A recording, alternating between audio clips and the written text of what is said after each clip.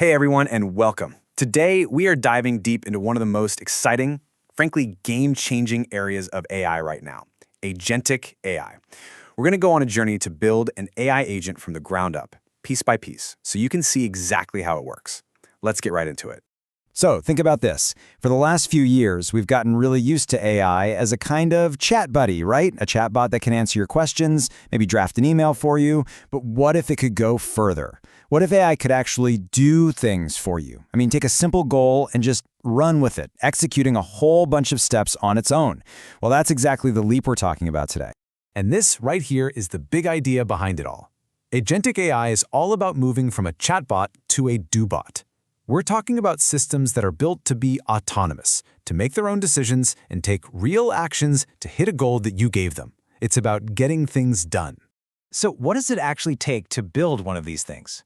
Well, let's start with the absolute basics, the fundamental blueprint of what makes an agent, well, an agent.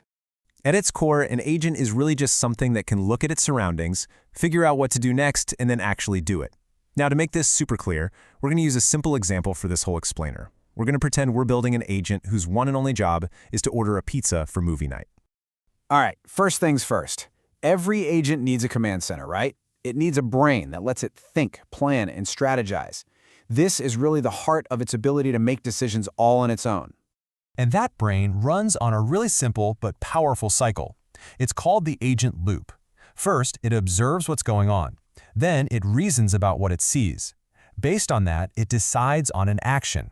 And finally, it acts. Then it starts all over again. Observe, think, do, repeat. It's like the agent's heartbeat. Okay, but how does an agent tackle a big goal like order pizza? It doesn't just try to do it all at once. It uses a clever trick called task decomposition.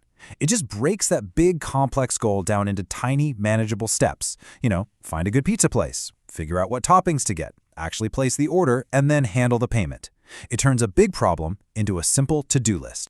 So how does it actually think through that to-do list? Well, there are a couple of ways. One popular method is chain of thought, which is kind of like following a recipe one step at a time down a single logical path. But then you've got something more advanced, like tree of thoughts. This is more like brainstorming all the possible recipe variations at the same time, exploring a bunch of different paths to find the absolute best one. Okay, so our agent has a brain. It can think, it can plan. But how does it actually do anything? To interact with the world, it needs something like hands. And this is where tools come into play. Tools are what let an agent reach outside of its own programming and interact with other apps and services. Think of a tool as a special skill, like being able to search the web, or check your calendar, or connect to a delivery app's API, which is just a fancy way for programs to talk to each other. This is how a plan turns into a real action. So how does an agent even know how to use a tool? It uses something called a tool schema, which is basically a tiny instruction manual. It tells the agent the tool's name, what it's for, and exactly what info it needs to do its job. Like for a web search, it needs a query, something like best pizza near me. It's a perfectly clear command. All right, our agent can think, and it can act. We're getting somewhere. But to be really useful, it can't just start over from scratch every single time. It needs a memory, so it can learn from experience and actually get better over time. First up, we've got short-term memory. You can think of this like the agent's scratchpad for whatever it's doing right now. So if you tell our pizza agent, oh, actually, I want extra cheese, its short-term memory is what holds on to that little detail for this one order. It's all about the here and now. But long-term memory, well, that's for everything the agent needs to remember for the next time. This is where it stores useful knowledge, what worked in the past, and your preferences, so that it can get smarter and more personalized the more you use it. So let's just put them side by side. Short-term memory is temporary and pretty limited. It's just for the current task. Long-term memory is permanent and huge. It's for storing knowledge and past experiences. A really good agent needs both to work well. Now, there's a really cool type of long-term memory called episodic memory. This is basically the agent's memory of specific events. For our pizza agent, this means it can remember that last movie night you ordered a pepperoni pizza and you really liked it.